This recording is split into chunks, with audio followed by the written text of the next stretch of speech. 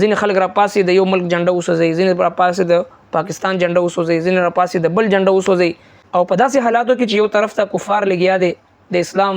جلډې او بیخونه بیا ختمي او د آقا دو جهان صلی الله علیه وسلم په شان کې ګستاخی کوي. بسم الله الرحمن الرحیم. عزتمندو، موجوده په دې حالاتو کې چې کله پوره امت مسلمه یو انتشار سره یو تکلیف سره مخ دی او ټول عالم کفر الکفر ملت واحده یو صورت جوړ شوی دی او د مسلمانانو نام و نشان میټاولو د پاره هغوی په خپل منځ کې متفق او متحد دي. په داسې حالاتو کې ضرورت دی خبرې دی چې د ټول امت مسلمه مسلمانان د لا اله الا الله محمد رسول الله ویونکي د دنیا په هر ګوټ کې چې وي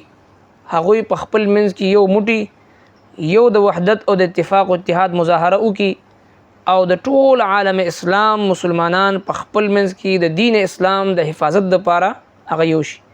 او دغه په شان کې توهین کوي.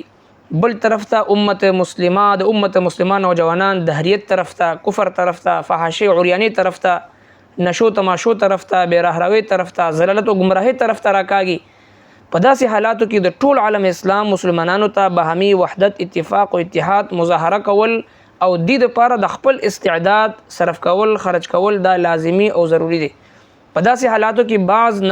ناعاقبت اندیش، جاهلان، ناپوهه، کم عقله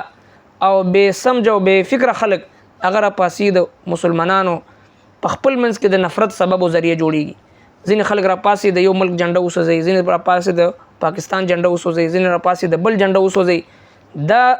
افعال، داسې کارونه چې هغه د مسلمانانو د باره بهامي د انتشار ذریعہ جوړیږي دا انتهایی ناقابل برداشت او انتهایی هغه نامناسب کار دی. لہذا دغه خلک کاغه په افغانستان کې وي، کاغه پاکستان کې وي، هغه د دنیا په هر ګوټ کې وي چې د خپل عمل په ذریعہ، د خپل د جهالت په ذریعہ باندې د مسلمانانو په زړونو کې د یو بل لپاره د نفرت او د فساد او د انتشار سبب جوړیږي، هغوی د الله جل شانه د عذاب نه ویریږي. ځکه رسول کریم صلی الله علیه وسلم د ټول امت مسلمه د مسلمانانو مثال کا جسد واحد فرمایلی دی. دا د یو جسم او د یو بدن په شانتی دی چې کله د یو بدن په سر باندې تکلیف وي نو ټول بدن ورسره بېچینه وي، او چې کله د یو بدن په لاس باندې درد وي نو ټول بدن ورسره بېچینه وي. نو لہذا ضرورت دی خبرې دی چې مسلمانان د دنیا په هر ګوټ کې چې وي هغوی په خپل منځ کې د لا اله الا الله په بنیاد باندې د دې کلمې په بنیاد باندې د اسلامي او د ایمانی رشتې په بنیاد باندې هغوی خپل منځ کې یو بل سره مینه، محبت او تعلق وساتي، یو بل سره د اعزاز او د اکرام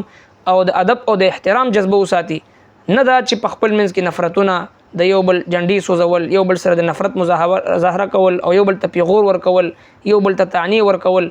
دا شیزونه د اسلامي اخلاقیاتو او د اسلامي احکامو صراحتا خلاف دی. دا خلق د الله د قهر او د عذاب نه ویریږي چې کم خلق د امت مسلمه د مسلمانانو په منځ کې په دې طریقې سره نفرتونه اچوي. الله جل شانه ټول عالم اسلام ته اتفاق، اتحاد، توفیق نصیب کړي.